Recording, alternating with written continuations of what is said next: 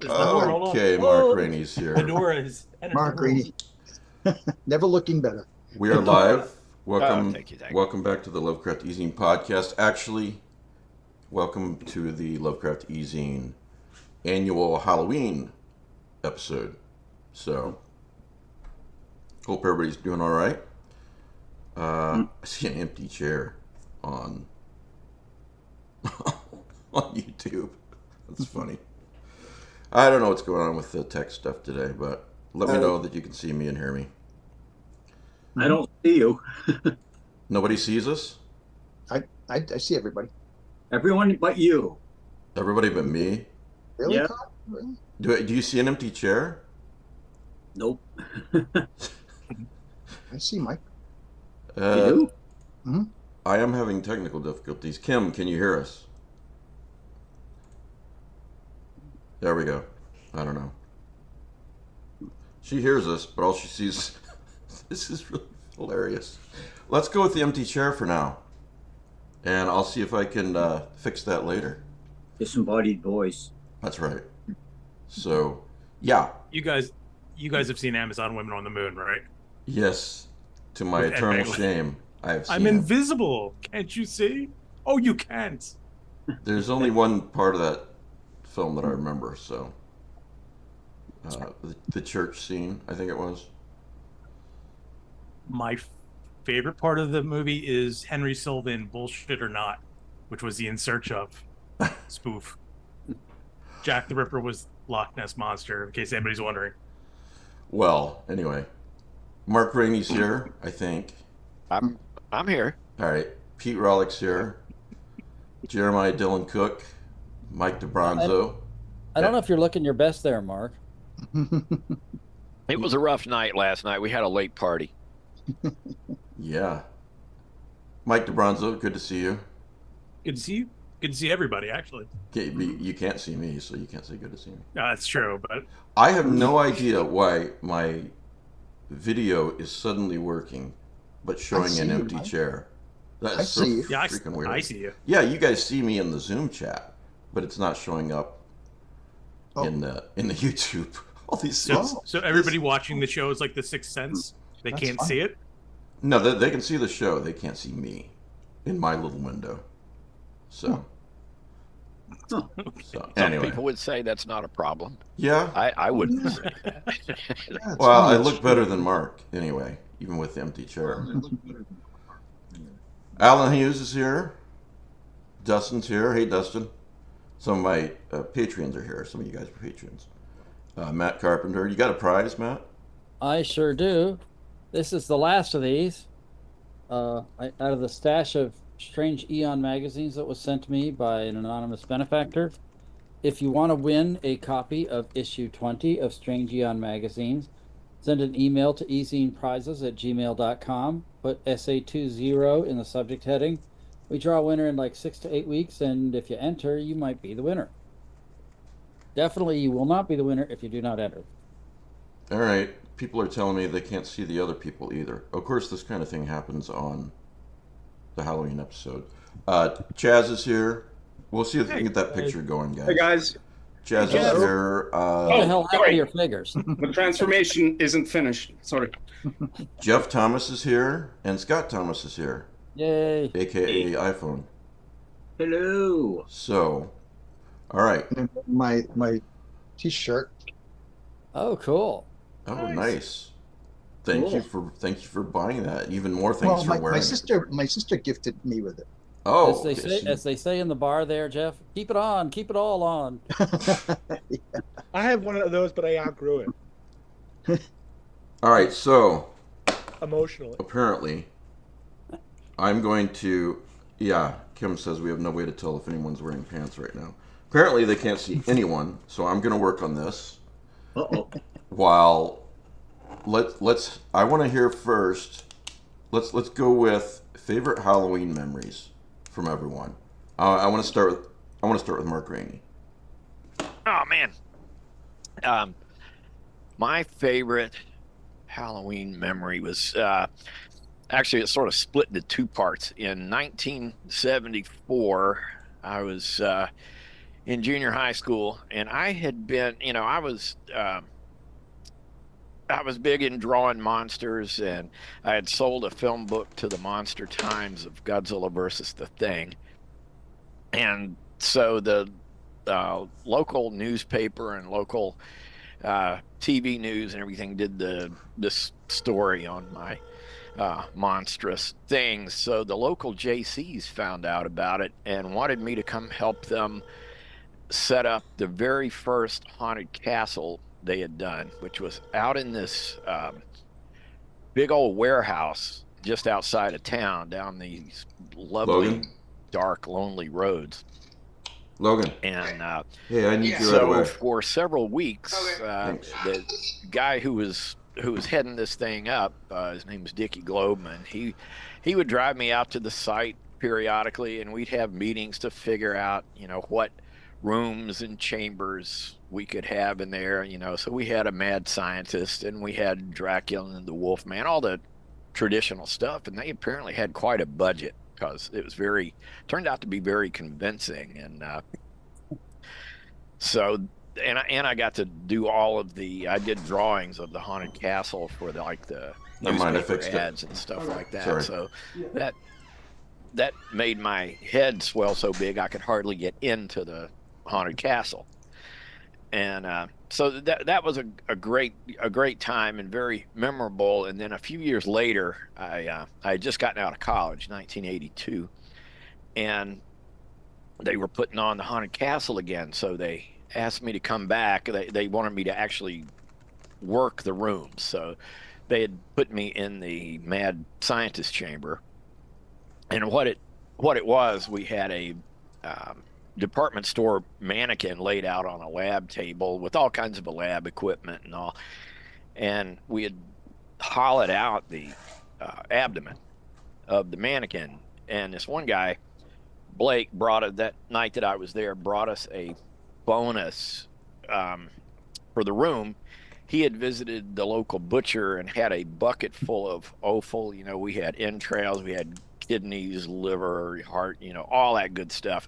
And so we just took the bucket and dumped it all inside Jeez. the abdomen of the mannequin and covered it over with a sheet. And then we had a girl in there who would scream at the proper time. And so when the time came and the people were filing through, I'd take the big butcher knife and I'd slice into them. And then I'd just start pulling all that stuff out of there.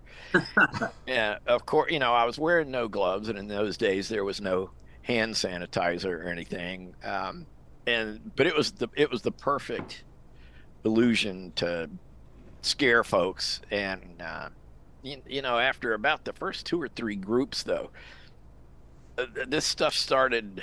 We had sort of a lovely bouquet in the mad scientist chamber. So after a while, Blake wanted to do the mad scientist, and I became a roving monster. I was like a werewolf and came up and scared people. And back in those days, you could just grab people, and it was fun. But after a bit, they knew I was coming because they could smell me. They could smell death coming down the hall, so they knew when the guy was there. But the whole haunted castle thing, that's all my favorite Halloween memory. Cool. Well, everyone can see us now. The Halloween gremlins have gone away. So, unfortunately for them, they can see us now. Thanks to everyone for being patient. And, I know what I wanted to say at the beginning is that I looked today, and I've got on the Lovecraft E-Zine YouTube channel, I have 6,994 subscribers. And it's like it's been there for like a week. So if you're not subscribed, hit that subscribe button and get us over the 7,000 mark. That would be really, really great. So that would make my whole Halloween. So, Wow. all right. So Pete's here for the first hour. I'm going to go back to Halloween memories in a second, but Mr. Rollick, this is a Halloween question. How does the movie The Burbs exist in the same universe as Night of the Demon? This is your theory. So, about halfway through the film, Tom Hanks and his neighbor consult a book on demonology. Right. I love That this. book I love that movie. is written by the guy who was the main villain, Julian in Carswell. Julian Carswell, in Night of the Demon. Oh wow. Was it The True History of Witches and Demons? I believe that is correct. Wow. I was a little inebriated while we were watching it, so the details are kind of fuzzy, but I do, But you we were did just catch watching- that. Well, yeah, but because I'm always looking for like sweet little tie-ins. Apparently, the other detail in the movie is that in the basement by the furnace is the sled Rosebud. So not that it makes any difference, but yeah. Clearly, I need to watch that again. It's been many years. Yeah. I kind of also want to think, so the opening scene for that movie is, zooming in from space and getting down to the suburbs where they Right. actually are. And they never say where they're at. But, using GIS, we could probably figure it out. Doesn't it zoom in on the eastern seaboard? No, I think it's southwest of Chicago. Oh, that makes more sense. So, Midwest. but anyway, yeah. So that's how that When did you ties see in this? with Night of the Demon. Most recently, and noticed this. Yeah. When did you see this? Just recently? Yeah, we watched it like Wednesday night. Yeah, I saw it a couple of months ago again for first time in a few years. It's just a fun movie. It's a great movie. Yeah. I All was right. really surprised how well it held up. A lot of stuff from my childhood doesn't hold up, but The Burbs actually does.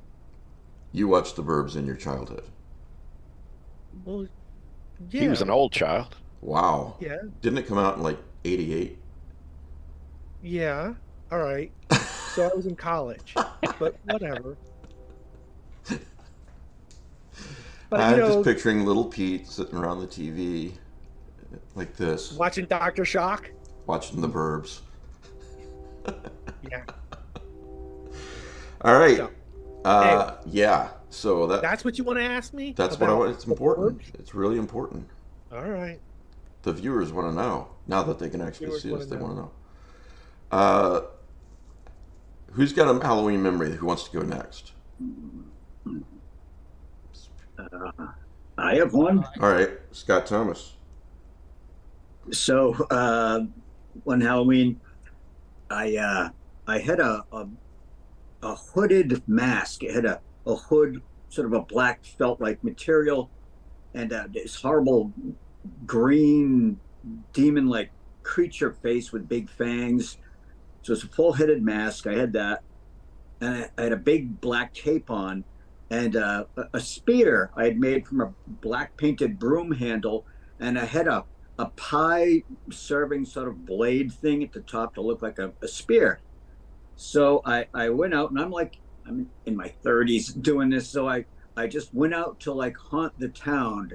I went down to the center of town, and I stand ominously staring in at people eating at Subway, and then at an Asian restaurant, just standing there, and I'd like walk around and just stand there on the side of the road, with cars going by, just looking creepy, and so I'm out doing this, and I run into this guy dressed up as Freddy Krueger, and he's not a kid. I couldn't like see him with the mask and all, but he wasn't a kid by any means, and his costume was really impressive. He had the striped sweater, and he had a glove he'd made, which was very impressive. It had the bladed, fingers and everything. And so me and this stranger out, like I said, you're out doing the same thing. Here we were, out just like haunting the town. So we like grouped up and we just went around like scaring and looking creepy, and it was a blast. Here we were, these these Halloween creatures, and this one this small batch of kids who were coming down the sidewalk, and when we like went to scare them, and they screamed and ran, and the kid dropped his flashlight in the middle of the road and it shattered in pieces, and we felt awful, you know. And it was like, okay, maybe we better chill out. And so we just kind of like got less assertive in our terrorizing people after that, and eventually just kind of like went our own ways. But it was a blast being out there on, you know, the night and seeing the haunted people's houses all set up and us being creatures of the night terrorizing. Yeah, the atmosphere. And nobody shot you, obviously. Yeah, yes. It wasn't in Texas or Alaska. He was in New England. And it was very fun. But isn't that creepy when you see that in a movie, or rarely I've seen it in real life, is some, you know, like somebody dressed up like that at night just standing and staring. That's pretty creepy. Did you creep anybody out noticeably just with the staring? It's been some years back, but I believe people in a restaurant noticed me, you know, and were looking out. So and cars were going by with me just standing there, following them with my gaze and holding my spear, looking creepy with a cape and all. And so definitely scared the crap out of that batch of children. This was, what, 30 years ago? This kid's telling this to his kid. You know, this is the worst thing that ever happened to me on Halloween. Spoiled Halloween. Yeah, traumatized him. Yeah. DeBronzo, in case your internet gives out, do you want to go? Yeah, sure. I don't have I was thinking of today if I had a specific Halloween memory. I can't really come up with them. That's fine. I would probably say when I didn't have to go with my cousins trick-or-treating anymore. Like, I was the youngest out of the family, the baby. And growing up, it's like I had friends, but not that many. So I would, you know, Halloween is like, all right, go with your cousins. And they did not want me there. So finally going out with my friends, I think it was like 4th grade. I finally started to come out on my shell and then just going out by ourselves in a real neighborhood and stuff. And it was fun. You know, that and just the nostalgic memory of the month leading up to, like, watching the horror movies. Yeah. Like, I'm 51 and we're all kind of like in the same ballpark for age. So growing up, it was like the last breath of horror movies, like on Saturday. We had like the hosts and they do creature features. And I lived for that. I used to get the TV guide when we go food shopping just to see what was going to be on during the weekend and that whole month leading up to it. And just anything Halloween related was just fantastic. So but, yeah, this is going to sound like a dumb question, but I didn't have a TV. So the networks would really, I assume, pile up that Halloween stuff. The networks all would during be October. more like Snoopy and stuff. Yeah. You would go to the local channels. Right. Like for me, it was Channel 9 WOR, Channel 5, 17 and 48 and 29, and a lot of them were Philly stations. Yeah. Yeah, Pete knows what I'm talking about because you were over there, and like they would do real quick. Like in the morning, I would get up super early. It would be Sherlock Holmes, like the Basil Rathbone ones, on Channel 5 for like they'd show one, and then you'd go to the Universal horror movies. This is all before like 9 o'clock, and then you would kind of like migrate to one of the other channels. I think it was 29 WOR, and they would show something. It was like it would be spread out all day. Like some would do one movie, some would do two, and then you'd finish it off on Channel 11 WPIX with Chiller Theater. But we didn't get Chilly Billy. We just got the 6-figured hand coming out. If you look it up if you don't know, it was just like their graphic where it comes out of the grave, and then it says Chiller Theater, and you get that movie, and then by that time it was bedtime. No, those are great memories. Cool. I loved it. Like Saturdays were like, that was my day where I just nerded out and just, you know, because if you remember, like we didn't have streaming or VCRs. It was like you either saw it Or color. or you didn't. And Yeah. then you had, and like me, you just had to sit through what do you call it, the TV guide until you found it again at sometime in the future, and it could be like a year before it came around again. So, yeah, it was good stuff. I kind of miss it, to be honest with you. Yeah, nice. Somebody says Jeff's strobe light is seizure inducing. Have you had any complaints of seizures? Not yet, but keep The audience? keep it going. Let's see if we can get Yeah, there. let's see. We'll weed out the weak. No, that's great, Mike. Thank you. Who else wants to go? Matt Carpenter? Yeah, sure. I've got like sets of memories. There are the memories that I remember from when I was a kid, and then there's the memories I had taking my kids around trick or treating. Right. They're sort of different. When I was a kid, there are two memories that really stand out. Oh, One was, crap. Sorry, Jeff, that was your sister that complained. Wendy. That's hilarious. Sorry, Matt, go ahead. when I was a little boy, like 4 years old or so, I had two older brothers. My dad took the three of us to a triple feature horror show, which was Frankenstein, the Wolfman, and Dracula. And it was right in the Halloween season, and that's the first time I saw any of those movies.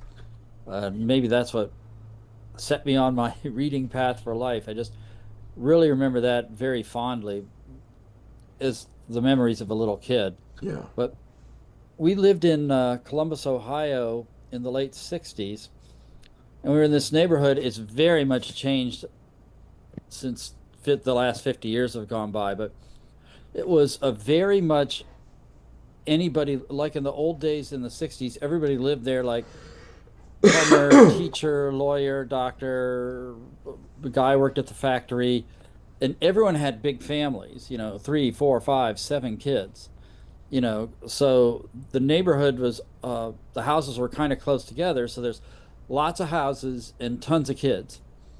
And this was before all the urban legends kind of took its toll on trick-or-treating, because when you went up and down the thing, like up and down the streets, like some people had their fenced-in porch, you went into it, and it was like a little haunted house. Or one time you go into the next neighbors, they have, instead of candy, they've got like spiced apple cider, and they're giving you donuts.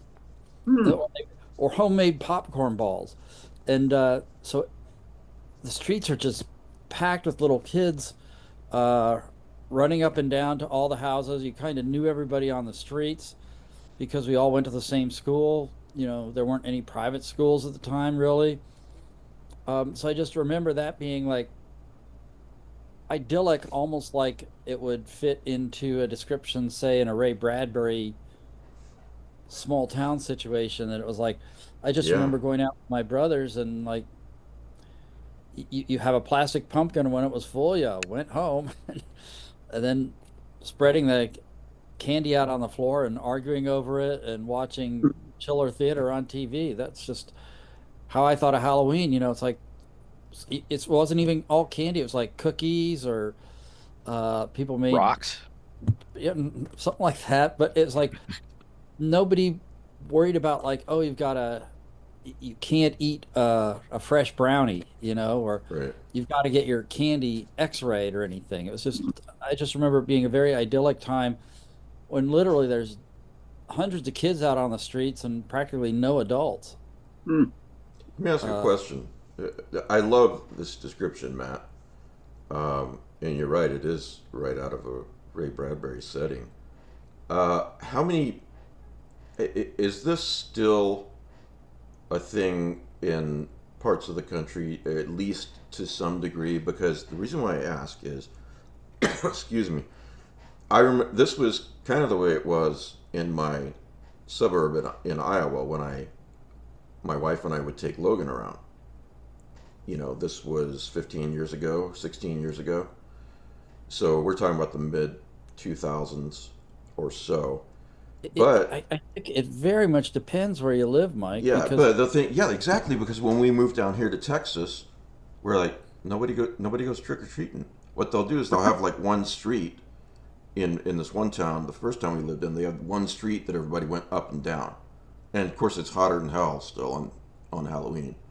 The other thing that they're doing in this town, Danielle told me, is they're doing like trick or treating or something. yeah, Like trunk or treat. yeah, something like that. And it just seems so lame compared to Mm. what you're talking It, about? when I was in San Antonio, the last time is when my kids were like in prime trick-or-treating age, and we lived in this neighborhood called Alamo Heights. Now it's an exclusive community, but it's not a gated community. And there's really nice houses, but they're not huge mansions with wide yards.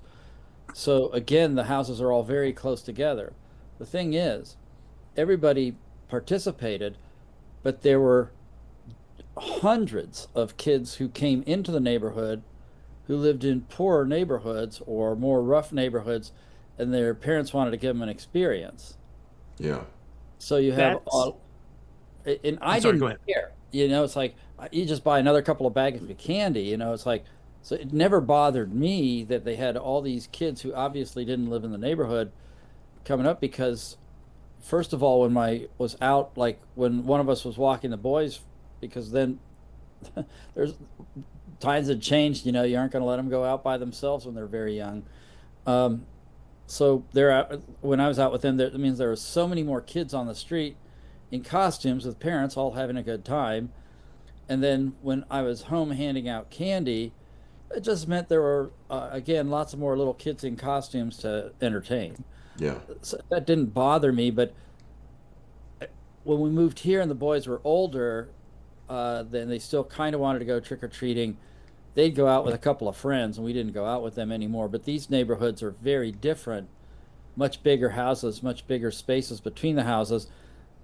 And there's some parents who don't even light a pumpkin. They don't want to give out the Yeah. candy. It's like, come on. It's like When go buy 3 houses to go get a candy bar. Mike? when I lived in, I can't believe I didn't bring this one up, or remember it. When I lived in Lambertville, very similar to Matt, it's a big Halloween town, Lambertville, New Jersey. It's like this is a mile square town on the river. They go all out for Halloween. And when I first moved there, people told me, "You love Halloween?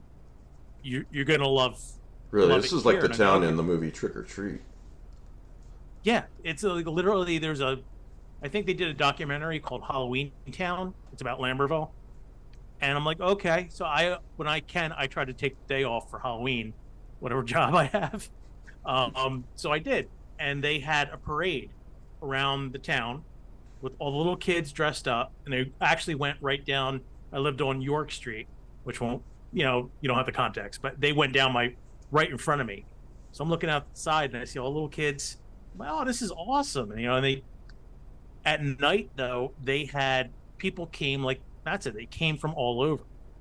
They would come from different parts of the area. You literally had hundreds of kids come, and it was like he said, like a movie. Yeah. They're all like it was surreal, and I was just like, that would right there. That's my best Halloween memory. And they would actually shut down the streets. That's Cops awesome. would block it off so you couldn't drive down, and the kids would just I think till like 8 o'clock. It was fantastic. So my So question cool. is anyone still whatever part of the country on the panel does anyone still experience anything of this nature or anything close to it? Sort of.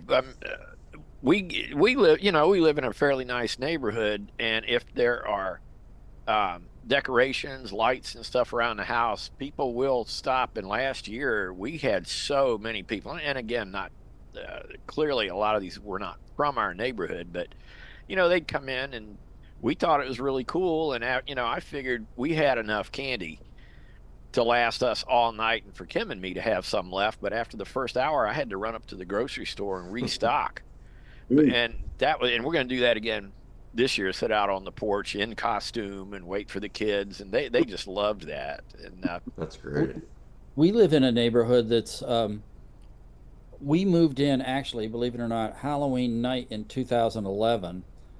That's when we closed on our house and we had to move out of our apartment and move into this place. But at that point, the neighborhood was less than 1/3 developed, and there were maybe 10 kids on the street. I took my kids to a different neighborhood to trick or treat. But now that the neighborhood's built out, we'll have somewhere between 50 and 70 kids. Most of them, like the really little ones, go around with their parents. But then there's a lot who are like older, middle school, late, like fifth, sixth, seventh grade. They'll go out by themselves, and that's what I really like to see is when there's a gaggle of 5 or 6 kids going around just having a good time. My big deal with this neighborhood is there's some people who just don't participate, and so I just think that's pretty shitty. Yeah. We every year we've been doing this very elaborate Halloween display with lights and inflatables and sound effects, but this year with Isabel's surgery, it's going to be for us much more low key. I'm just going to like put out one inflatable, maybe in a pumpkin. I have no idea what it's like now in my old neighborhood, but I'm going to guess it's somewhere the same. I'm talking Iowa here. But, you know, taking Logan out when he was little, somewhere around 2006, 2007, in those years, it's every bit what you're describing, Matt. It's not hundreds of kids, but it's a hell of a lot of people. And people just doing the most elaborate things, like a horror house tunnel on their lawn, and all kinds of things. And you know, I don't have any favorite Halloween memories from when I was a kid, but my favorite Halloween memories are, as you said, taking Logan out and just seeing all this and seeing the look on his face and everything. So yeah. It's also important to realize, for those of you who haven't done this, there's the dad tax, which is like 10% off the top. Exactly. All your Reese's peanut butter cups are mine. No, that's cruel. Well, I usually wait till they're in bed and asleep, and then I raid. You're a smart man. I only take doubles. You know, if they have 2 of it, I'll take 1. But if it was like one unique piece of candy, I won't touch it. I try to fast the day before Halloween. I feel okay about all those calories. Years ago, when the girls were younger, we actually like took half their candy and hid it in the pantry so that they would finish it earlier, so they didn't have all of it, and like we forgot about it, and we found it like 6 months later, and it was really bad. Oh, man. And then there's the candy that's always left over that nobody wants. Yeah. Tootsie Rolls, Milk Duds. Yeah. Those are left over? Tootsie Rolls, really? Nobody eats those in my house. Oh, wow. Milk duds, though, it's like if I try and eat a milk dud, I'm going to lose fillings. Yeah, same. Yeah. I'm happy to. One of the best things about becoming an adult is I can have candy corn again, because my mother would never let me have it because they put poison in the candy corn. So no, you don't have the candy corn.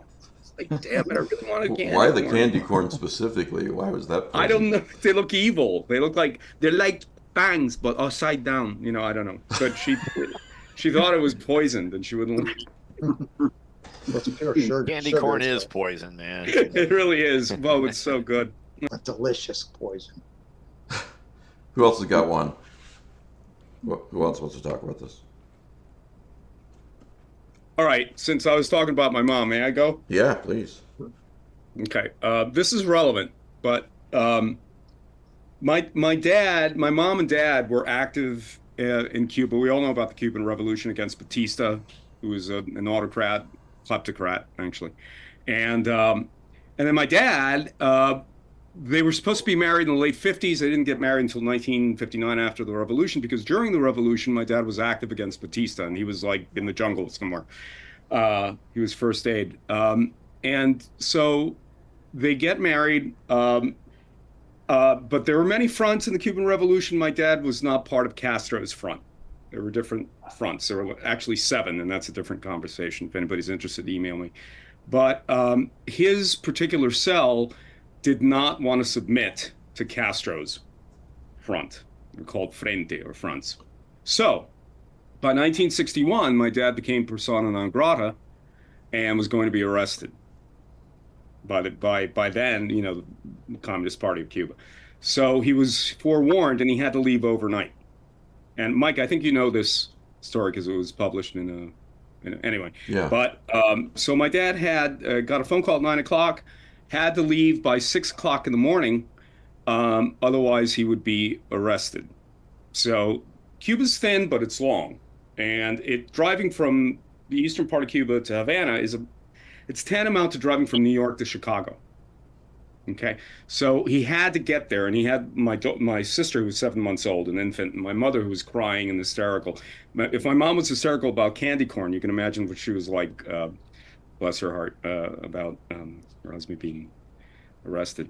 So they get to Havana, and they go on a tourist visa, and they get out on a Constellation. But it isn't a jet; it's a four engine airplane at that time. So they arrive in Miami, and from Miami they go to New York. Okay, fine. So by then they've been up, for about 20 hours, and they've just left their country. He left his home, he left his car. He was studying and getting his doctorate in economics, which he never was able to practice it. But he was in America, and he arrives in New York on the 31st of October.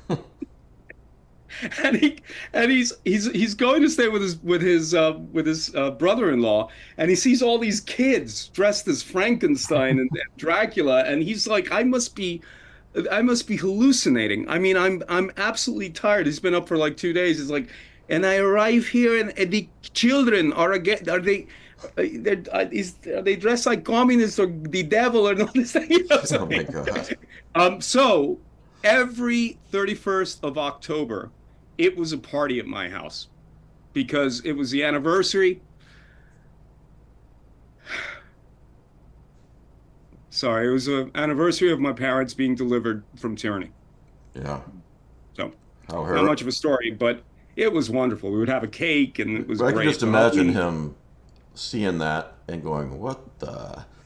What is this?" My mother, of course, was like doing this all the time,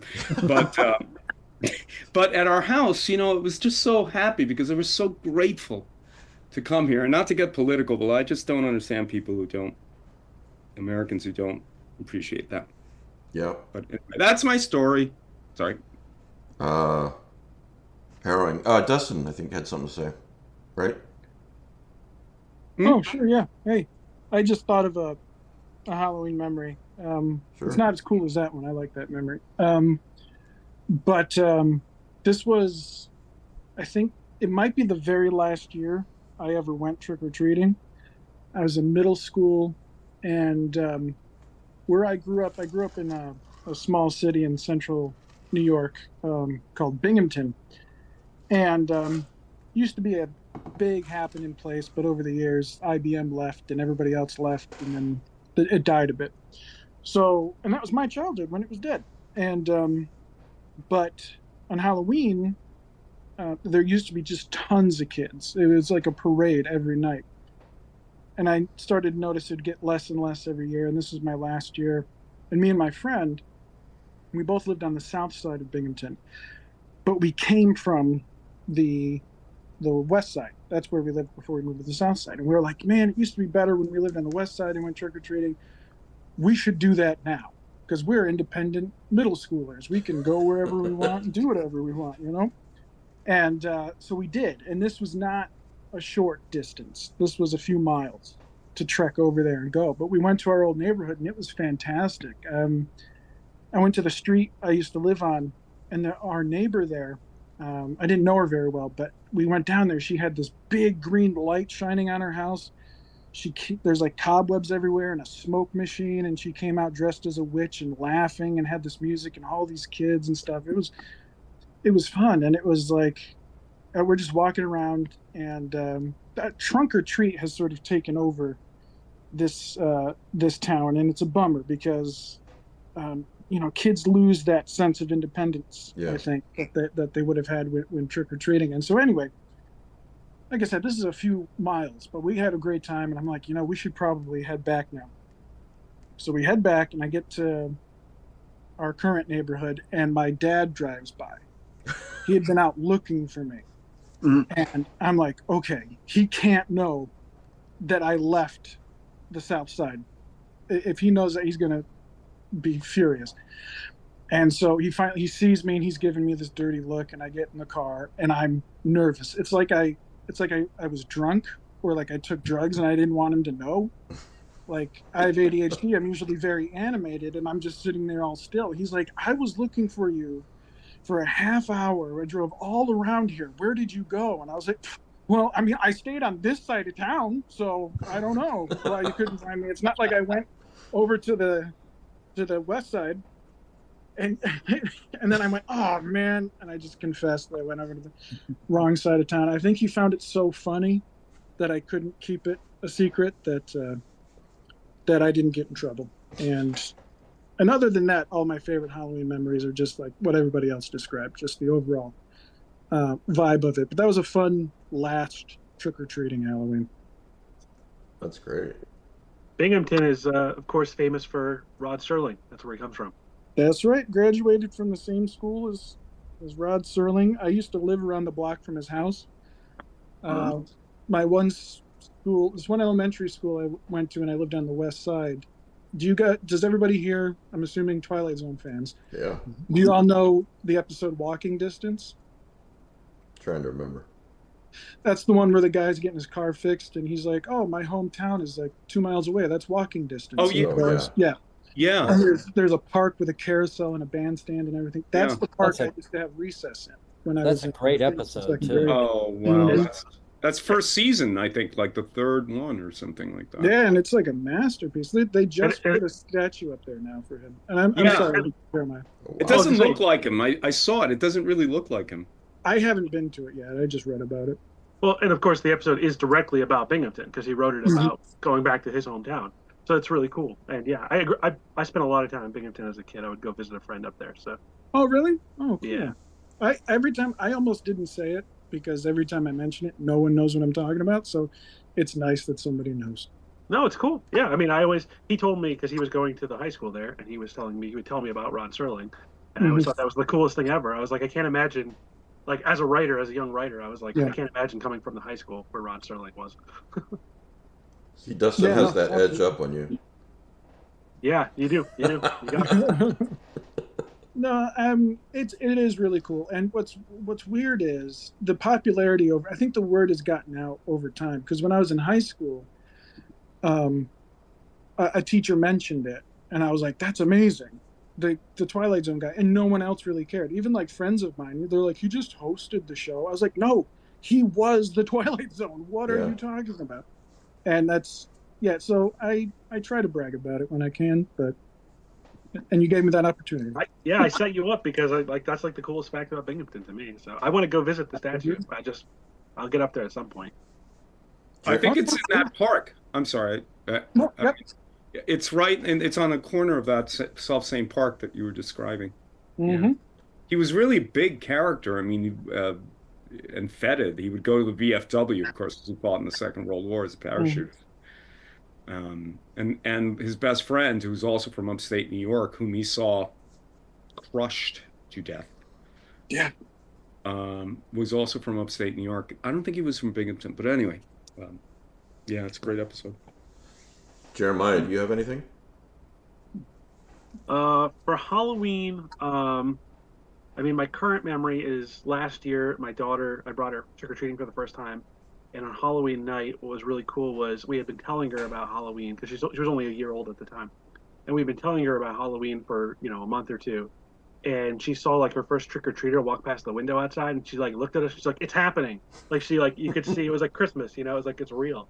But the other Halloween memory I have is a little darker, and it's my whole childhood. My grandmother would make my Halloween costumes until I was 9, when she abruptly died in October, right before Halloween. The last time I spent with her was going to check out stuff to make my costume for that year. I wanted to be Cyclops from the X-Men, and she was trying to figure out how to make that costume.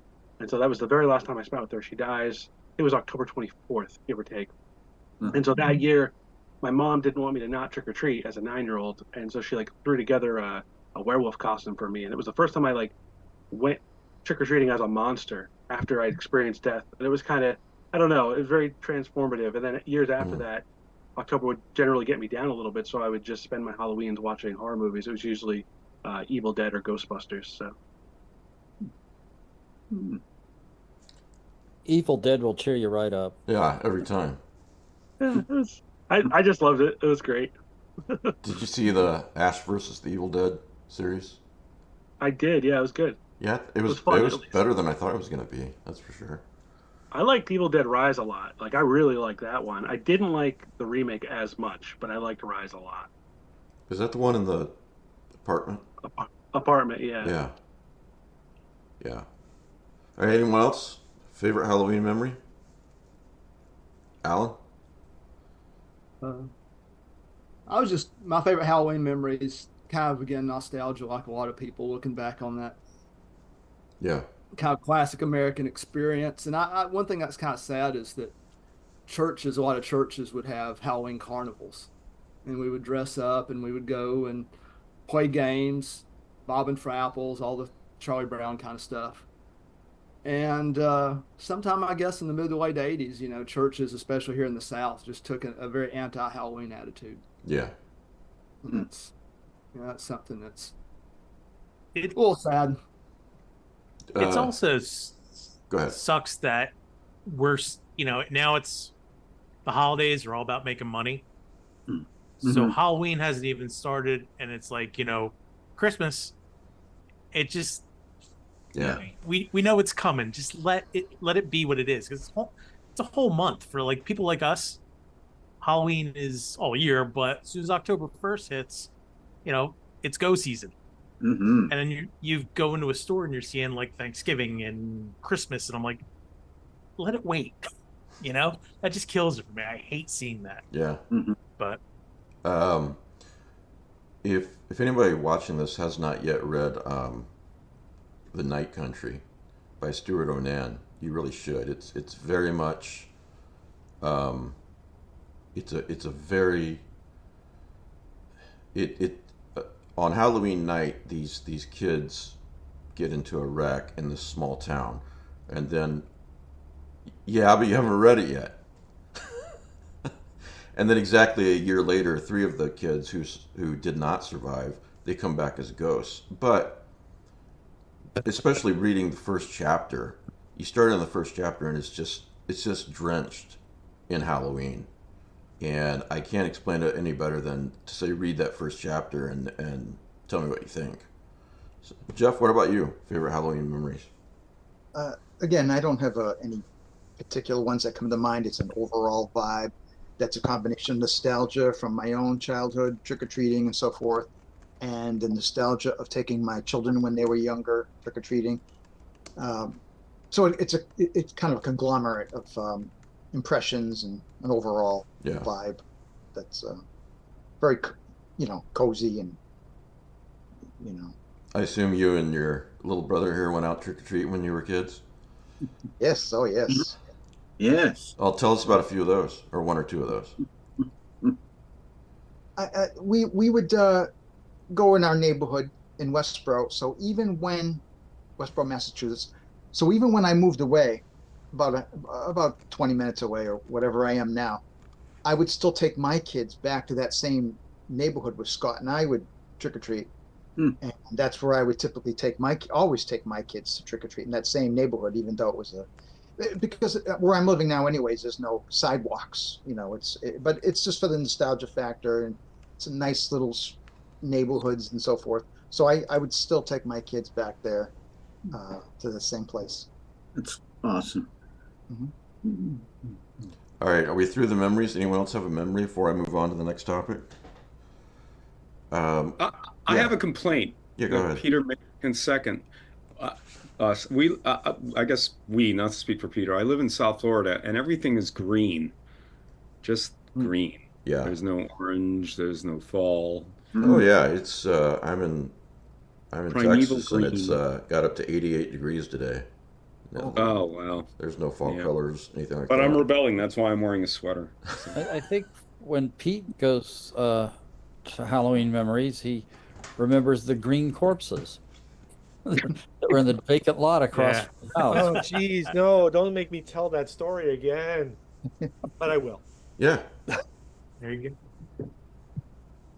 So, to get from my house to my elementary school, you cross the street, and then there was a big playground. Like there was 2 baseball fields, a tarmac. Remember the giant concrete pipes Yeah.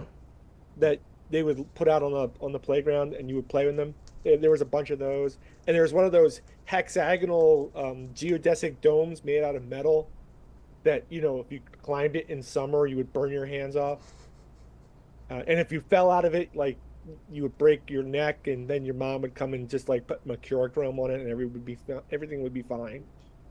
So when I started going to junior high school, the bus stop was where the school was, so we still had to cross that that park. And about, I would say, 5 or 6 days before Christmas, before Halloween, up against the fence that encased the park and separated the private homes from the park, somebody put this big life-size dummy leaning up against the fence and just sitting there. And, you know, it's October in Pennsylvania, so it's kind of cool. And so, yeah, we're all walking past this, and we're all standing there on the hill, on the street, and we're all laughing at, like, it's a really good job and everything that they've done. And then Halloween happens, and the decor is still there. And then, like, 2 or 3 days later, the decor is still there. And then finally, some adult went over, and it was not decor, it was an actual body. And an older woman had, you know, sat up against the fence to rest and died. And sat there for like a week. Wow. But Damn. because it was so chill and it was Halloween, nobody really noticed. So and it was cold, so shoot, not to get more, but yeah, it wasn't rotting, and, you know, yeah, wow. She was like sort of tucked away where nobody was really walking, so nobody got really close. And because it was fall, you know, the sun goes down like around 5 o'clock, so nobody's in the park. You know, the kids aren't in the park at night, so yeah, and nobody really noticed. And this poor woman died, and then just, you know, lay there rotting. That's sad. I never thought of this before to ask you, Pete, but considering it's Halloween and it's the story you just told, like, did she ever become like the neighborhood ghost story? You know, no. And That's weird. So here's why I think why. And no, but it's a good question, and I think it would really. That was like the year they tore down the school, and there were no more kids from that neighborhood going to that school. And then they revamped the whole park, because when they knocked down the school, they put a new park in. So all the kids who went to that school and played on that playground were now in high school or being bused elsewhere. Wow. I mean, it's tragic. Oh, sorry, go ahead. No, it's tragic she passed so, away, but I'm like, as you're telling this story again, it's just like, it's like perfect. Yeah. You know, where this becomes the neighborhood, and, you know, we see her every, you know. Yeah. You know, it's actually a really good idea.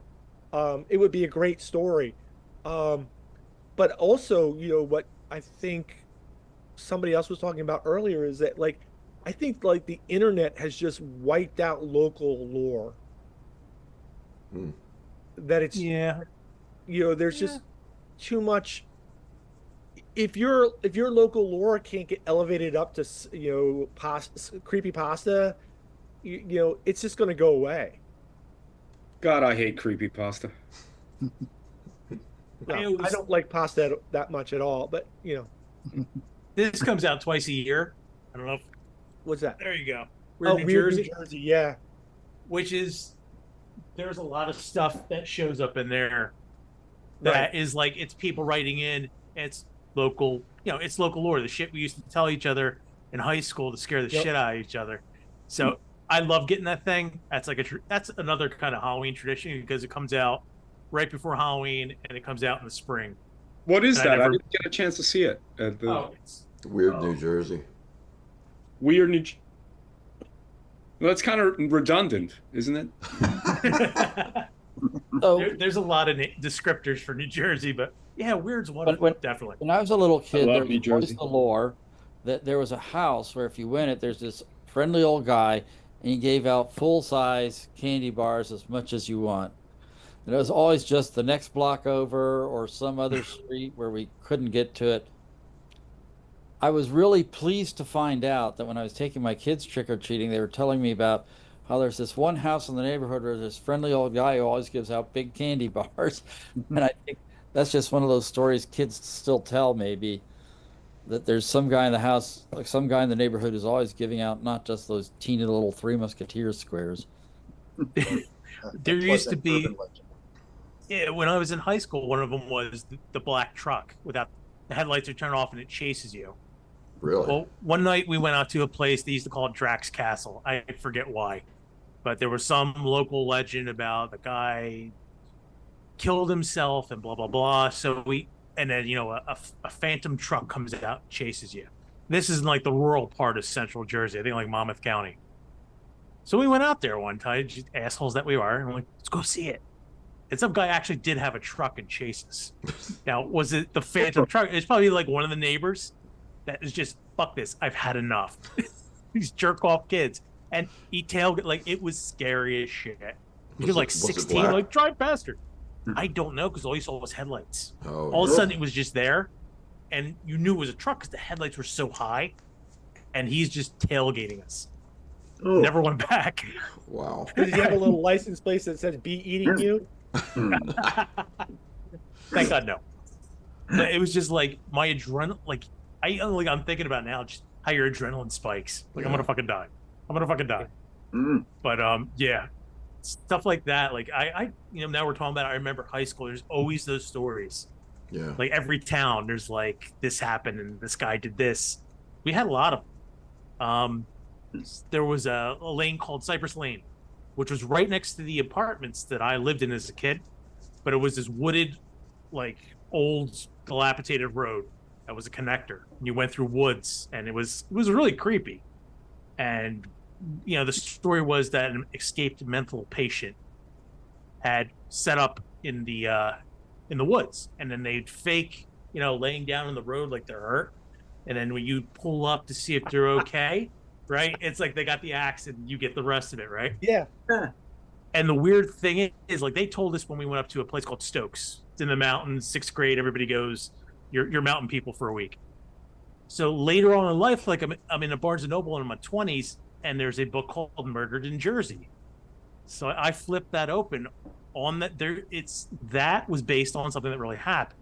It wasn't an axe murderer, but it was a lover's lane. And in the 40s, there were a couple there, and this guy with a shotgun knocked on their window and shot him and robbed him. And he did this, and he eventually got caught, but he did this multiple times, just not on that road. So there was that little kernel of truth for that urban legend. I was like, that's creepy, but there you go. Seems like it's copied in every kind of small town across the country. It's there must have been an original one. I know that I worked in the theater, the Cleveland Playhouse, and it was in October. And then that like a speaker, that's when all the ghost stories come up. But the Cleveland Playhouse is one of the oldest regional theaters in the country. It goes back to the War of 1812, because during the war, the Eastern Seaboard was under threat. So actors who were like myself were always diehard cowards would come into the inlands to perform, and Cleveland became like the New York for a couple of years during in the early 19th century. And the only time I've ever felt something, and it's only because I kept hearing about ghosts, there were like 5 reputed ghosts, and an actor who actually died from it's like 4 stories, if you can imagine, from the rafters. And it was said that if you were to go upstage on opening night, you would get your hair pulled. And sure enough, I got my hair pulled. And I went backstage, and I said, fellas, I don't know. I guess it's my imagination, but I felt this, and this is like October 15th. It was what was it? It was a Steve Martin play. Anyway, that's irrelevant. And then one of the crew guys goes, "Yep, that's my job tonight." I have to do that to every actor that goes upstairs. Oh, So it's wonderful, but it was great to be scared. You know, it was great to be spooked like that. That's a great story, Chaz. I gotta go, guys. I gotta cook. I'll see you, bud. I'll see you guys later. Take care, Pete. Bye, Pete. Pete, Pete. So now I'm curious about strange but true things that have happened, not necessarily in October, but have happened to you guys in your life. Something strange happened. You can't really explain it, and maybe you don't have an explanation for it, but there it is. So, I can go if that's okay. Sure, never mind. Go ahead. Because when I got your email setting this up, I went back into the memory banks. I have one that I thought about, and then I had like basically two experiences. So I moved 11 times before I was 13. Wow. Two of the places I lived in were creepy. The first was an apartment in a 3-story home. Half of the bottom floor had been a bar at one time, but the part that had been a bar was locked. And at night, I had the sense someone was walking past my room after my parents had gone to bed, and the person would occasionally come to my room and watch me. I've subsequently had sleep paralysis, and this didn't feel like sleep paralysis. In retrospect, I don't think that's what was happening. And I actually called my mom today to talk about this a little bit to see what she remembered. And she told me that I used to tell her a man would come into my room from the fire escape, which was connected to my bedroom. And when we were in this apartment, my uncle stayed over for a weekend by himself with my dog, Bonzo. And the dog was really well trained. He was like one of the nicest dogs you could ever meet. But that entire weekend, he would sit in the living room and like stare down the hallway and growl. So my mother also told me that she often heard banging from the locked old bar section after midnight.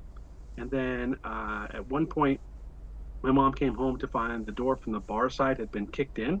And she reported it to the cops, but they found like no signs of forced entry from the outside, just the door that was in our house that was locked because we weren't supposed to go into that bar section that had been kicked inwards. And weirdest of all, there was $600 just kind of sitting out that if someone had broken in, they could have taken, and it was still there. So before we moved out, then my mom found out through scuttlebutt, essentially, that the section that had been shut down with the bar was shut down because the last bartender had hung himself in there. And there were some speculations that it may not have been a hanging of choice. He was involved in local politics, so there was some whispers that it might have been an actual murder. Hanging of choice. not a hanging of choice. So that was the first place I lived in, and that was the creepier of the two. That one I genuinely felt spooked out to live there. I was young-ish when I lived there. I was like 8, 9, 10, somewhere around there.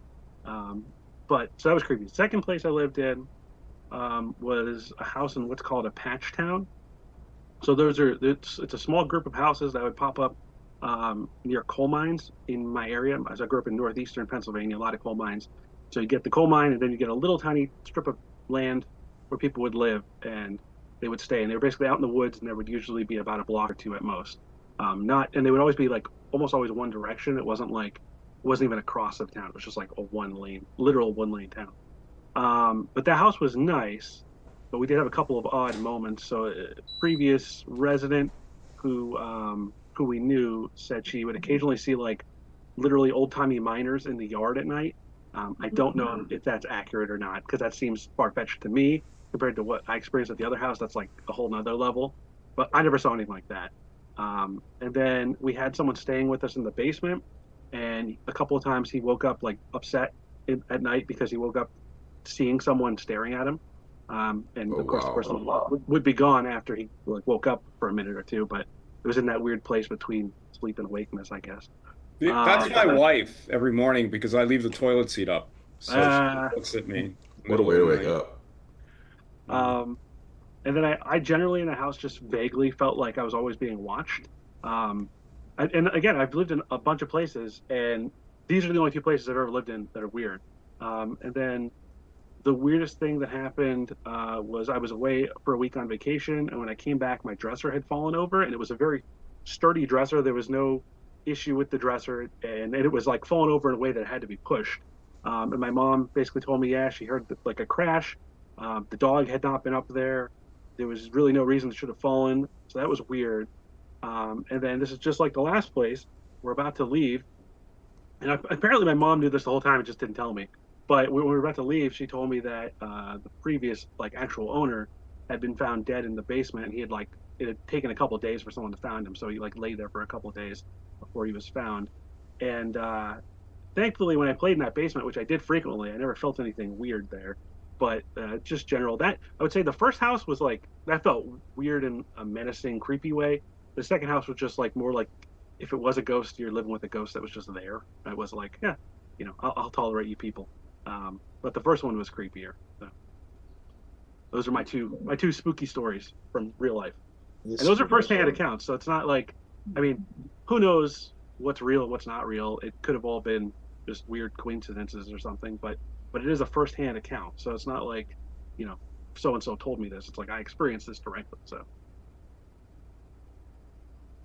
I can think of one thing that has creeped me out, and I'm sure there's a very rational explanation for it. But if any of y'all have read my novel, The Lebo Coven, not the Lesbo Coven, thank you very much.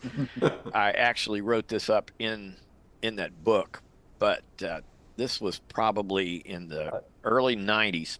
Just so you know, Mark, you would have had better sales. The people tell me that. Yeah, I'm told this. But a friend of mine, I'd known for a pretty good while. He lived over, I was living in Greensboro, North Carolina at the time. They lived over in Winston-Salem, not too far away. And he had rented out the lower floor of his house to this guy. And it turned out the fellow was a reputed Satanist, and he had built a little altar in the basement. And my friend Jeff would say he'd be chanting and all this stuff downstairs. He said weird things actually happen in the house where things would move. And one night, just as he went to bed, the guy was downstairs chanting, and his stereo popped on and turned itself all the way up and then turned itself down and then shut off. Whether all that is true, Jeff was never one to exaggerate, but he took a photo of the guy. They were having a gathering or something, and it was a Polaroid photo of the guy. And he brought me the photo to look at. And the guy, he was just sort of a skinny, redneck-looking dude, not particularly intimidating looking. But in this Polaroid photo, there were these swirly patterns in the emulsion. And Jeff said, turn that upside down. So I turned it upside down, and those patterns in the emulsion formed two faces. Pretty creepy looking faces. If you've ever seen the movie The She Creature with the critter by Paul Blaisdell, it looked a lot like The She Creature there, but then there was this smaller image looking like it sort of grew out of the shoulder where the shoulder would be, and it was just this elongated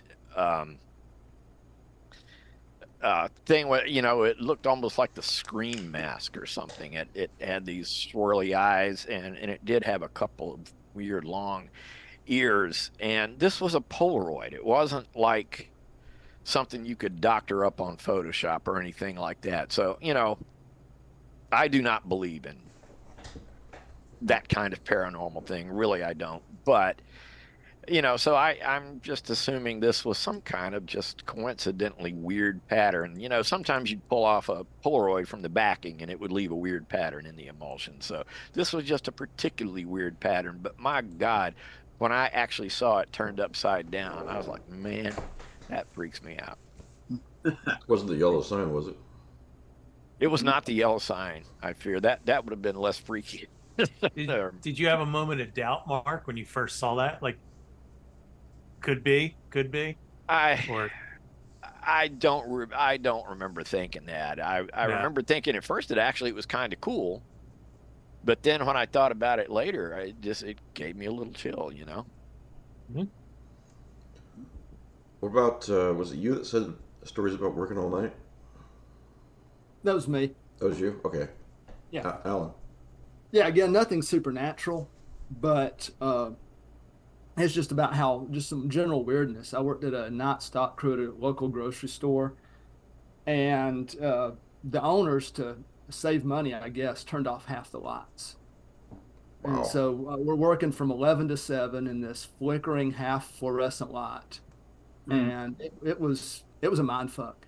I mean, we would have to stock about 2 or 3 rows each, 4 or 5 of us working, and we'd get almost finished at the night, and we'd go check our work, and we'd say, okay, who did aisle 5? It'd be finished. Nobody could remember who did it. It got done. Somebody did it, but we just couldn't remember. And then you'd see, you'd always just be seeing somebody walk around the corner. You'd look to see who it was. Nobody was there. Just constant. Wow. And again, I know it's just the way the light and the hour messed with you, but it's real. It's creepy. All right. Anyone else have a strange but true? I've got one. All right. If that's okay. Yeah. It's okay. I originally wrote this down, but I think I'm just gonna freestyle it. But so this was, I think, 2004. There were 3 of us. There's my friend Amy, my friend John, and myself. Amy and John are diehard, devout skeptics. At the time, I believed in the supernatural.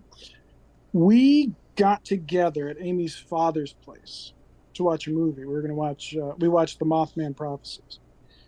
It had been out for about 2 years. That's why I say it's probably about 2004. And our intent was to get scared. We wanted to watch something and get scared.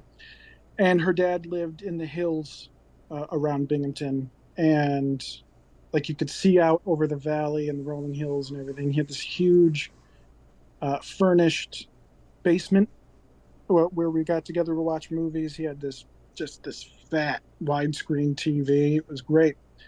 So we get down there, we turn off all the lights, we watch the movie, and afterwards, if you've seen the movie, you probably know we were unsatiated. We weren't very scared.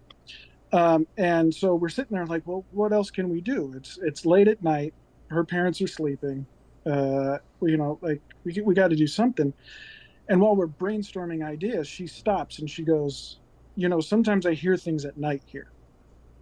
I'm like, okay, so what? And I'm the non-skeptic one at the time. And I'm like, so what? She's like, it's weird. My dad and my stepmom will be sleeping and I'll hear someone walking around the house. And I was like, well, your dad's got to take a leak, whatever, who cares?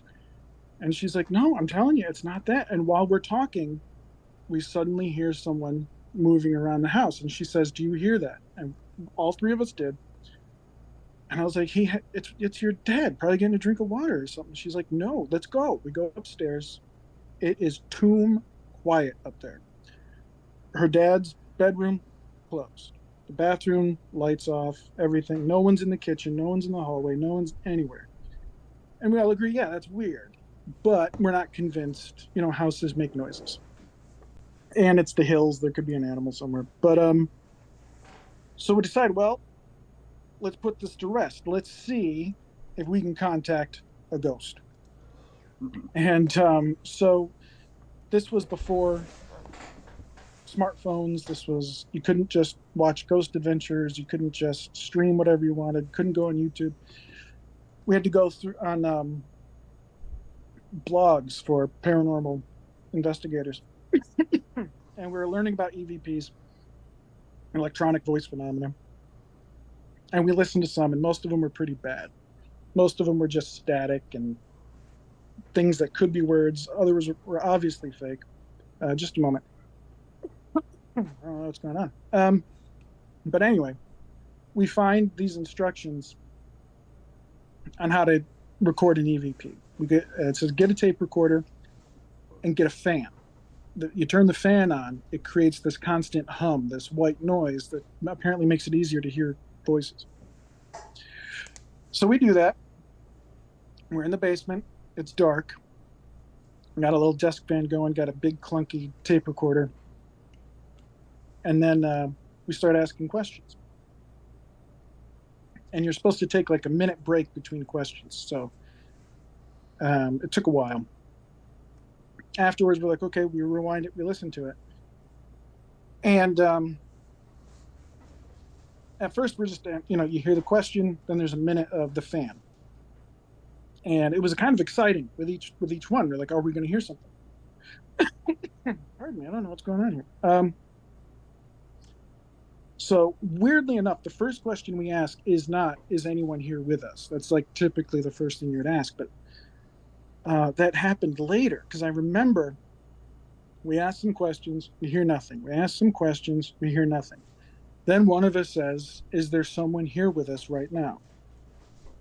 And what we heard wasn't what you hear on normal EVPs. It wasn't just like something that could be a voice. It wasn't like something separate from the white noise. It was like someone had used the white noise to speak. The white noise itself was like warped to make language. And so we heard, we said, is there anyone here with us right now? And what we heard was like this humming, and then just like that. I don't know if that came through. And all three of us heard it at the same time. We reacted at the same time. And we were just like, holy shit. And we were like, what do you hear? We all said, we heard yes.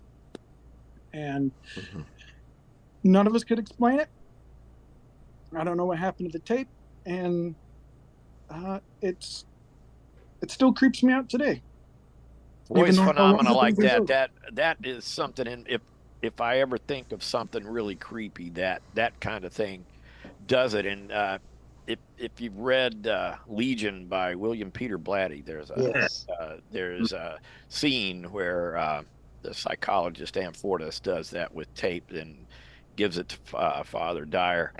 But the different responses that come based on the speed of the tape being played. I remember the first time I read that, I was in my 30s probably. I couldn't go to sleep that night. Yeah. That shit creeped me out. I remember when William Peter Blatty was on a talk show. I think it was Tom Snyder maybe, and Blatty was playing some EVPs that he had recorded himself, and he really believed in that, and it was very creepy, the examples he played. And it's a very creepy part of the novel too. Although he looked upon it as proof of the afterlife, and he looked at it as a hopeful thing. I remember when Blatty was on WBZ Radio on the Larry Glick show, and he played them, and I tape recorded. I probably still have the tape recording of it, but he was playing those recordings, and one was his mother saying, and he used a reel to reel. You have to slow it down or speed it up to distinguish the words. But one of them, what he said was his mother's voice saying in a very sing-songy sort of way, "Why'd you marry Linda?" And one of the recordings said, "We get help here," and one said something, a reference to Dr. Angels. But it was really, creepy to hear these that Blatty was playing. Fascinating. I would really hate to hear, "It's in the trees. It's coming." Many of you will know that. Was he like some kind of Catholic or something? He was a devout Catholic. He went to Georgetown University. He studied with Jesuits. One of his quotes, I think, is when he wrote The Exorcist, was he wanted to scare people back into believe. It's a horrible quote, but I'm paraphrasing horribly. Back into believing in God and embracing religion. Yeah, like it was his intent to scare them into it. Wow, that's a particularly medieval way of doing it. I saw it with my nephews, and I think it's very promising and hopeful, and it makes me very happy to watch them see it and go, well, why would the devil get in a little girl? I mean, the whole religious context was not there for them, which I think says something to our day and age, the fact that we're becoming more secular. I'm of the opinion that it's That's a good thing. But it was really funny to watch because I was scared to hell because my mom was, Thank you very much. bless her heart, and I adore her. She was a great mom, but Thanks. she used to genuflect and kneel in front of a plaster painted gesso painted, Christ. I mean, it was plaster and painted with gilded paint, and and I would look at this and say, I mean, doesn't she know that's a piece of plaster? But there you go. So when we saw it, and I snuck in because I was really young, really way too young. My sisters got me in through back door, and I couldn't sleep for weeks. I mean, because we really believed that there was this thing, that was besieging our souls and our lives and that sort of thing. But blissfully watching my nephews just go, oh, okay, let's get some pizza. It's kind of cool. Sorry, that's mine. Have you guys seen the director's cut of Exorcist 3? I Just bought did. it. Yeah. Oh, Yeah, Just I just watched it, and I'm like, I like it so much better than the theatrical because it cuts out. I had read before I knew it existed because Ben Handelman had mentioned that there's a director's cut. I'm like, really? I had no idea. The studio, because Blatty originally wanted to direct The Exorcist. Like, you wrote the book, you're not directing the movie. And he was like, Exorcist 2 came out, and he hated it, despised it. And he's like, I want to do my book, Legion. Mm-hmm. And part of the agreement was you can direct, but you're adding an exorcism in the movie somewhere, so we can go so they can brand it The Exorcist. Mm-hmm. So in the movie, there's the guy, I can't remember his name, but the actor from Excalibur who played Merlin, Nicole Williamson. Yeah, and he's Father Morning, and I don't think he speaks like 2 lines at the end. Yeah, All of quite a sudden, superfluous. he's like, now it makes sense after seeing that. It's like he's just shoehorned in there because they need him to perform an exorcism that the producers. So they can call it The Exorcist 3. Yes, exactly. Yes. When you see the director's cut, and I don't want to ruin it for anybody that hasn't seen it, if you like the movie, the theatrical, I suggest go see it on Tubi because that's where I saw it. It's free. Now, I would almost agree with you, but not entirely because I don't want to give much away for like you said, but I appreciated the fact they actually had Jason Miller in there because it makes it makes Father Karras real to Kinderman, whereas when it's just Brad Dourif, didn't work as effectively. And also some interview I saw that Brad Dourif said he was not happy with his delivery in those original scenes, and I understand why, because it just seems like he's sort of mumbling his way through it, whereas in the theatrical cut he is going to town. He is emoting. The sound effects that go with it, his voice going high subtly and then suddenly going low, that creeps the hell out of me. But I have always been really just I liked the book so much that they took Amfortis out. They put an exorcist in. That has been a sticking point with me for many, many years. But the rest of that movie is so damn good. The banter between the characters, all the dialogue is just incredible, and the acting is incredible. He was a very witty when it comes to dialogue. It's masterful. Yeah. I agree with you, Mark. I could do without the exorcism scene, but I prefer Jason Miller in the film. So that would be the ideal. I'd have to agree with you guys. What's the thing? I was a little. I'm sorry. Go ahead, Mike. No, go ahead. Go ahead.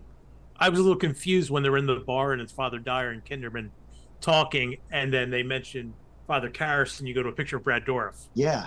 That was different. It was jarring. And, like now you're saying that, like, if I could take, just happy to see you guys. Jason Miller and put him in the director's cut. And the thing with the director's cut is it's the rough footage they found. It's not polished. It's like, it almost looks like it's VHS quality. It's because it never got past them filming it and adding like Brad Dourif's, like you said, Mark, his voice modulating where it's down and up and when he's like screaming. It's Mhm. because it's really unnerving when you see it in the theatrical version. Yeah. But it's just his normal voice in that cut. But I like it better. I like how it wraps up better. You know, I want to see that version.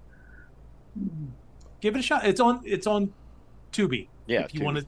So It's also on YouTube. Yeah, I think Is I it? saw YouTube. that. Oh, I didn't know that. Is that your favorite Exorcist then? DeBronzo, is that your favorite Exorcist film then? The third one? That's a tough one. It would be between the original and that one. There's things I really like about Legion or Exorcist 3 if you wish. There's one of the best scares in any movies I've seen. If you've seen it, yeah, I don't want to spoil it. And it's just like, it's masterfully done how they just kind of like, they're building up your expectations and then you lower your guard. And then all of a sudden, yeah. and it scared the shit out of me when I saw that. I was like, you got me, you fuckers. That wasn't even just a jump scare. That was a setup, man. They're just a Yeah. long mood builder, Mhm. and then it just has a hell of a payoff. Yeah, it'll make people jump, but it's certainly not just your average cheap jump scare at all. Yeah. Right. It's a good movie. And I can never remember his name, but I love the actor, the guy that plays Father Dwyer. Like you said, their band. Ed Yeah, Flanders in He was Exorcist just 3. really good, and you cared about Dyer. Mhm. And they're, like you said, their talk between him and Kinderman just felt natural. It wasn't like, you know what I mean?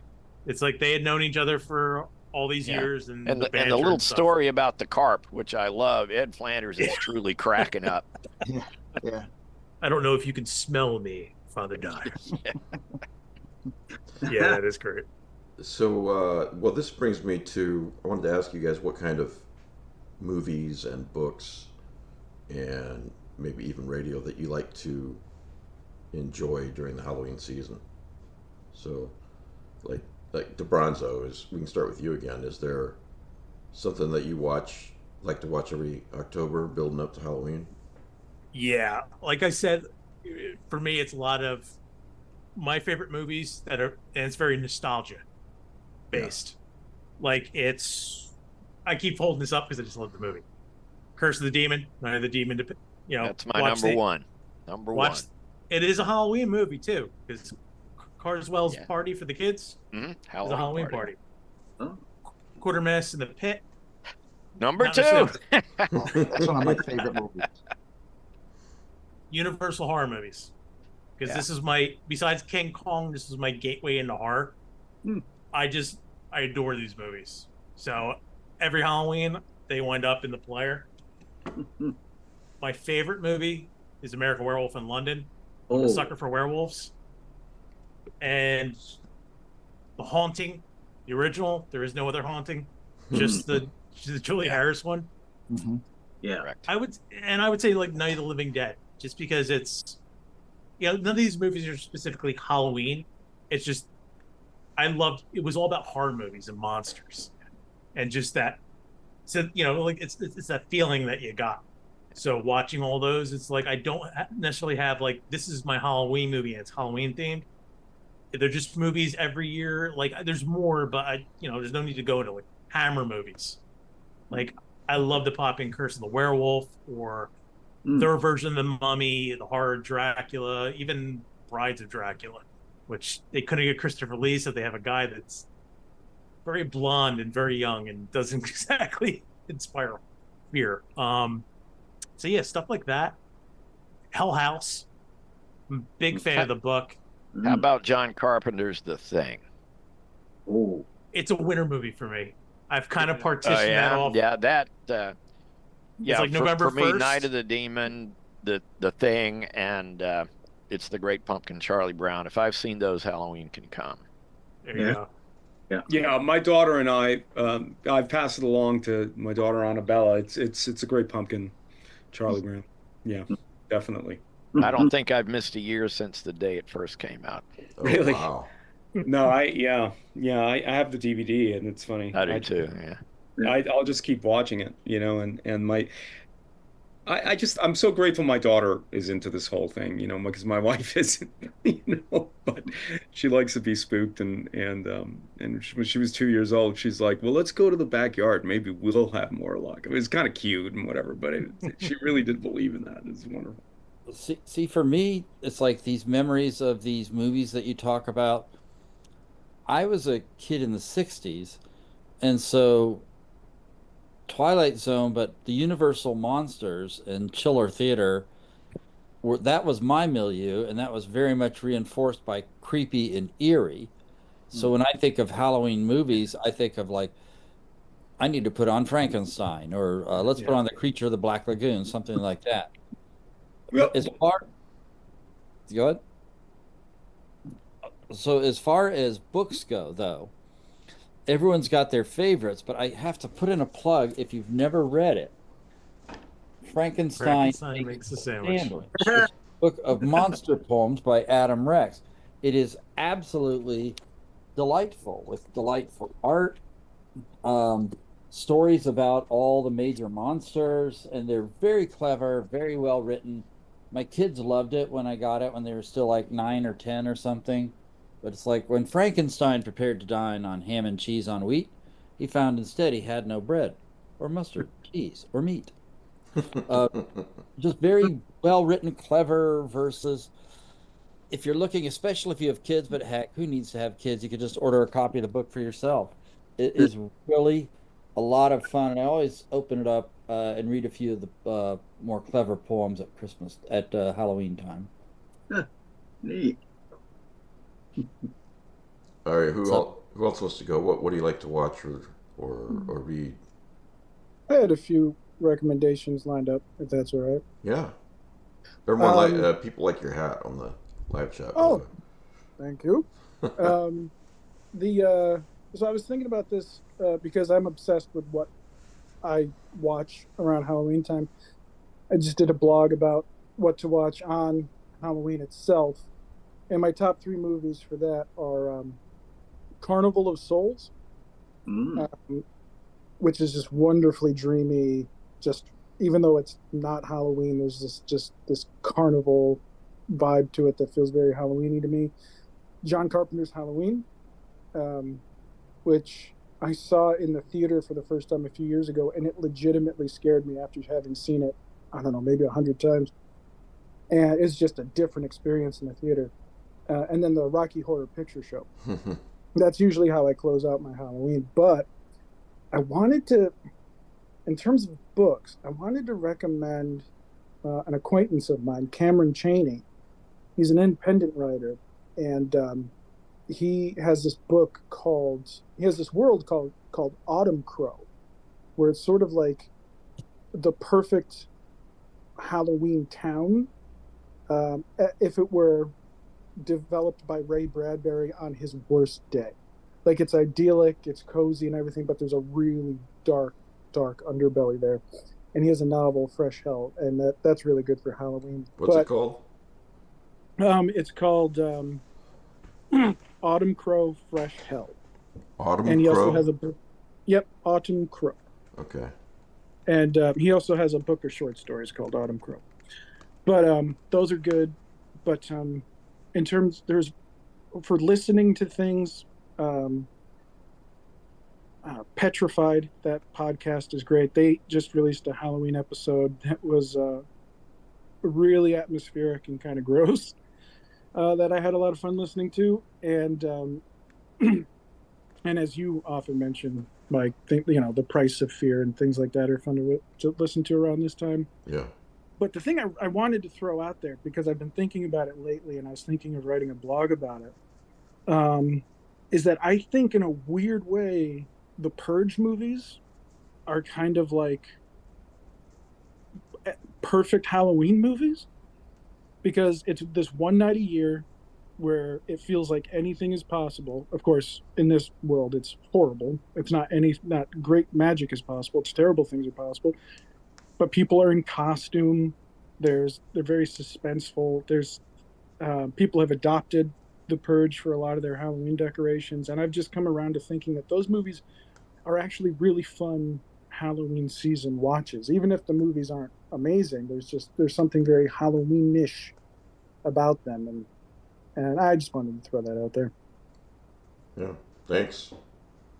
You just wrote a blog post with recommendations. What's your URL? Oh, it's on my. I was terrible at keeping up a website and a Substack, so I just started a free Patreon. Yeah. And it's completely free. I'm never asking for money on it, but it's patreon.com/Mark Geyer, which is my pseudonym. So Guyer. Yeah. Yep. And I've been publishing stuff about Halloween movies on there all month, and Alan has been great and commenting on some of them. It's been wonderful, and I plan on doing another one soon, a big Halloween thing. But Cool. Halloween movie recommendations. Anyway, I'm sorry I'm babbling. No, you're fine. Who else wants to go? What do you watch, listen to, etc.? Read. I could go if that's cool. Yeah. So I just watched Trick or Treat last night from 2007. Love it. That's my wife's favorite Halloween movie. That's a great. It's so good. And as I was watching it, I was thinking about how influential it actually probably has been on my writing, because all the stories are connected, which I do a lot of like connections between my stories, and then they all have these like pretty Twilight Zone-y twists to them, which I love to do that kind of stuff. So I think that's I like it for many reasons. But Silver Bullet is the one I usually watch every Halloween season. I guess, I don't know, it depends on when you saw it, how you feel about it. I love it. I saw it. It was one of my first big horror movies I loved. So it's very special to me, but I know some people who saw it, say after other great werewolf movies, you might not like it as much. No, I've got a story about that. I'll tell it in a minute. All right. And it's one of the only movies Stephen King wrote, the actual screenplay. And I feel like if you watch it, it actually feels more like a Stephen King novel than any of his other things. Like down to the point where there's this line about people going poo-poo in their pants or something. And that feels like Stephen King has those things in his novel. He's not just like this great, he loves to do weird things like that. And that is perfect. Anyway, so Silver Bullet. Halloween 3 Season of the Witch has been a real favorite of mine for a long time, because I saw part of it when I was a kid and it disturbed me so much, and then I've come back to it as an adult, and it's weird. It's not like a perfect movie, but I love it. For books, I got to mention A Night in Lonesome October by Zelazny. Mm-hmm. I guess everybody here probably knows that, but that's a really fun one. I have next to me here Halloween Season by Lucy A. Snyder, which is just a little collection of her stuff, but it's really good. And also you can see this really cool cover. I do some Poe, and then I have to mention Bridget, who is an occasional panelist here, is adapting my story Lost Vintage for the Weird Library, so that'll be out soon. I think you can find that on Facebook or wherever. Nice. So those would be my recommendations. Awesome. What was your? I just wanted to ask. I know a lot of us have seen Trick or Treat. What's your favorite segment of the movie? I think so. I have a story, a werewolf story with a fun twist, similar to the werewolf. Not really at all the same, but I love the werewolf twists. Yeah. Without, I guess I don't want to spoil it for anyone who hasn't seen it, but there's a lot of fun things they play with. I was talking to my wife yesterday. It struck me that typically werewolves are usually very masculine, and they're often, I think, a metaphor for masculine feelings and masculine changes, but there's a subversion of that that's really cool. And then there's the way that movie works is so fun, because there's the A plot, or the first plot is the principal, who's something happening with him. There's a twist there, but then there's another twist with him, and that plays into the other twist with the werewolf. So werewolves. You always remember your first. Yep. Yeah. All the double entendre is so fun. And yeah. Oh man, what a great movie. It mixes it all together. And it has the sexualness of Rocky Horror in there too, right? So it's all these weird aspects of Halloween that kind of come together perfectly in that movie. Who's the actor? I really like him, but I'm blanking on his name. The old grouchy guy next door. Brian Cox. Oh, Brian yeah. Cox. Brian Cox, yeah. I once stood behind him in line for popcorn at a movie theater. Did you? What movie was he going to? It was the New York premiere of Girl with the Dragon Tattoo, which my friend happened to have extra tickets to, and said, "Hey, why don't you come?" And it was wild. I saw him. I saw Kate Mara when she was in American Horror Story, that first season she was in.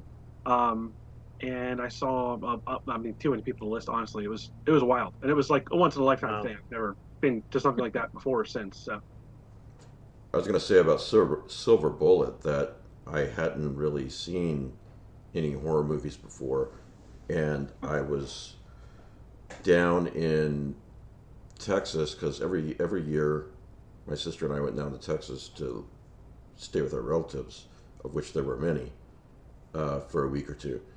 So we were all over at my cousin Tammy's house, and she puts on a VHS. It had just come out somewhat recently, VHS of Silver Bullet, and I was just mesmerized, and I thought it was scary as hell, you know. So I've got good nostalgic memories of watching it. yeah, I feel the same way. I mean, I saw it young. I think it was like, I don't know, 9, 10, 11, probably somewhere in there. I actually lived in. I'm pretty sure I lived in the second of the 2 haunted houses I mentioned. The second one, which was a little nicer, and I actually saw Mothman Prophecies in that house too, which I think is good. All right, I know you didn't Yeah, like I it. like I liked it a lot. I love the Mothman prophecies. In fact, Tim and I Okay. were just in Point Pleasant and stayed in a Mothman themed B&B and watched Mothman prophecies there in Point Pleasant, which was Nice. kind of fun. I've been there several times. I And, enjoyed the movie. I just wasn't scared by it. That's all I'm saying. Okay. and what did you think of the Mothman statue? What did you think of his butt? Because that's a Bounce a big... quarter off that ass. Kim liked it. Did you get pictures next to it though? The ass. I think she actually did.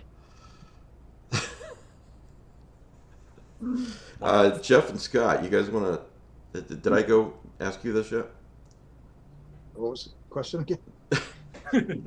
It's what do you like to watch Halloween? Oh, I try lately. I try not to revisit because life is so short, and there's so many books that I haven't read, so many movies I haven't seen. So for the past few years, I've been trying to do new things for the most part, or if I do watch a movie, it's been something that I haven't seen for quite a while. Yeah. Like the last movie I watched a few nights ago was The Innocents with Deborah Carr, directed by Jack Clayton.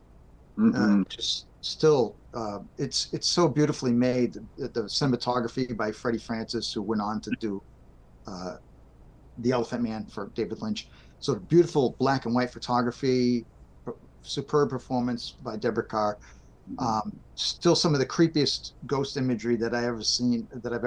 As a kid, those images of the ghost terrified me. And although now when I'm revisiting it as I'm older, there are certain psychological aspects that I'm more attuned to that I wouldn't have been attuned to as a kid, like the final disturbing image of a woman kissing a dead boy on the lips, and the sexual repression of the main character and so forth, which leads me to the interpretation now that it was all in her mind, which doesn't make it any less scary. It's just scary in a different way.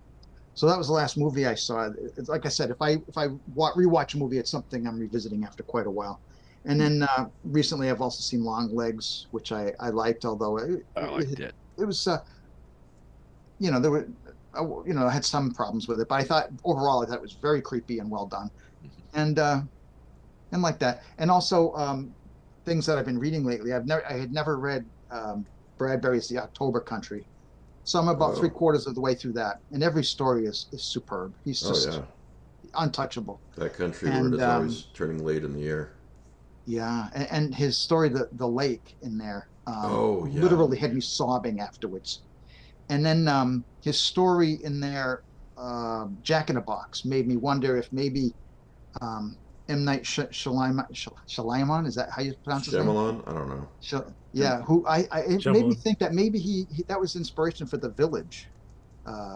If you're familiar with either, there's something similar going on there, and I'm somebody who likes a lot of his films, and I like The Village, but I think that there's something similar there that makes me wonder if he maybe had read that.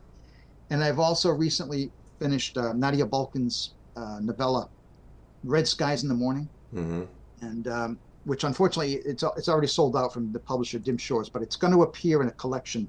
I can't remember who the publisher is. It's actually available for pre-order now. And oh, is it? Yeah, she emailed me, and I will post the link in the side chat. Yeah, she sent me a copy. But I guess they're reprinting it. Good. Someone Good, is. because more people should read that. It was superb. One of the best. Yeah, here novellas she says, written in the a long pre-order time. link for my new collection, per what you said, which includes Red Skies in the Morning, is up now. So I'm going to post that I'm pulling that up and I'm going to post it in the side chat for everybody to buy. You really should. Have you seen Oddity yet, Jeff? Yes, that was very good. Very good. Creepy. Yeah, which did you, if you had to pick one or the other, Long Legs or Oddity?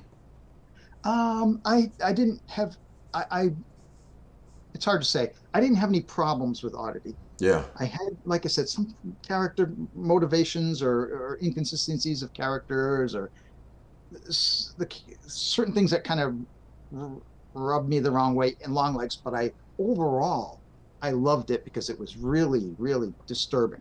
Yeah. But Oddity, I didn't have any qualms with. And yeah, for those who don't know, I interviewed the director a month or two back, just on this channel. Just go back a few episodes, you'll find it. So yeah, it was really good. Yeah, we liked Oddity a lot. Yeah. Scott, anyone Take care, else? guys. Happy Halloween. Leaving? Thanks for a great year, Mike. I've done a lot of reading. Thanks, everybody. Oh, no problem. Happy Halloween. See you, Chaz. See you now. See you, Chaz.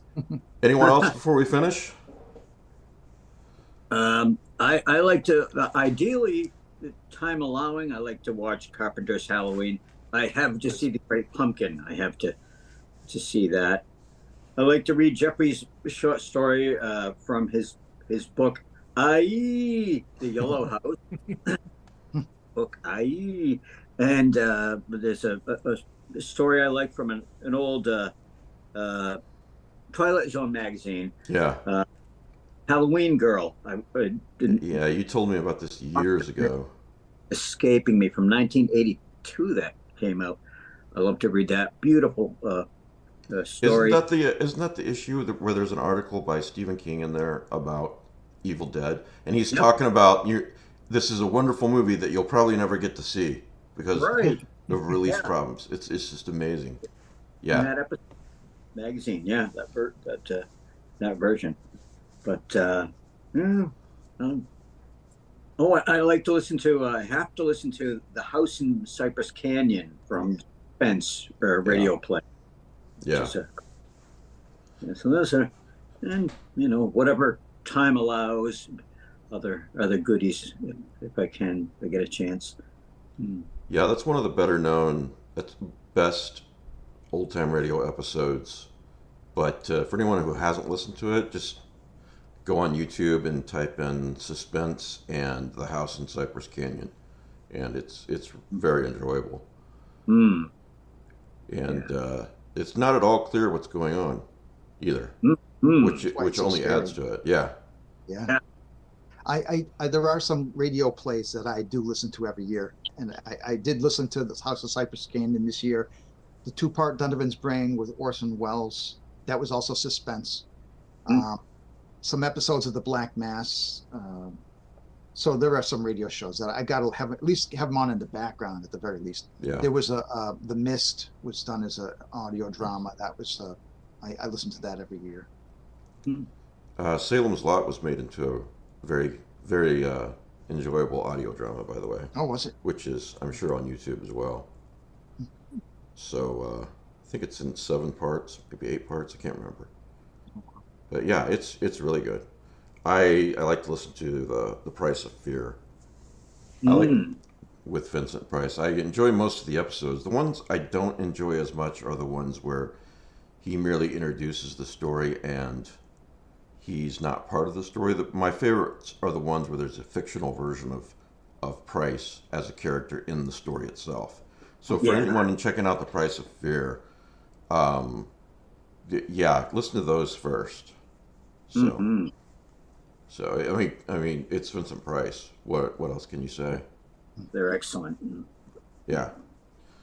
All right, I think I'm ready to wrap up. Unless anyone else wants to interject anything. I'll just throw one short story out because I was thinking, like, my reading for Halloween. Robert Bloch's Pumpkin from Midnight Pleasures. It's not one of the well-known ones, but I read it, and it's very Halloween, and it's got a really grisly ending to it. So I don't think I know that one. Robert Bloch's Pumpkin? yeah, I have it in an old paperback I've had for God knows how long, called Midnight Pleasures. I don't know if it was reprinted anywhere else. Oh. So Intriguing. come across it, check it out. Yeah. Thanks for doing this, you guys. This was great. Sure, this is fun. You. Yeah. Well, everyone, happy Halloween. Thanks for watching. Thanks for listening. Thanks for putting up with the visual problems at the beginning there. But we fixed it. And, I do the Thursday late night every Thursday now. Been doing that for a few months. And that just happens to fall on Halloween itself. So I'll be continuing on the Halloween topic that night. So, Oh, great. yep. Cool. Thanks, everybody. And we'll see you next time. Happy Halloween. Happy Halloween. Good night, Happy Halloween. everybody. Happy Halloween. Happy Halloween.